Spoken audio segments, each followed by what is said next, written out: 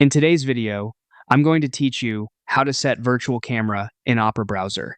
If you use effects, backgrounds, or overlays from a virtual camera app, this setup ensures websites in Opera pick that camera instead of your built-in webcam.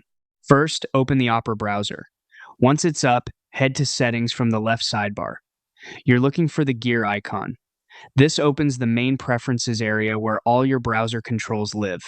If you see a search bar at the top of Settings, that's handy, but we'll navigate directly so everything is easy to follow. Next, go to the Privacy and Security section. This area manages permissions for things like location, microphone, and of course your camera. Keeping permissions organized here helps avoid frustrating prompts later when you join calls or record in the browser. From Privacy and Security, open Site Settings. This is where you fine-tune what websites can access. Find Camera and click it. You'll see a camera selector at the top. Open that drop-down and choose your virtual camera from the list. It may be labeled with the name of your virtual camera software. If you don't see it, make sure the virtual camera app is installed, running, and has its virtual output turned on. Then return to this menu. While you're on the camera page, confirm the default behavior is set to Sites can ask to use your camera.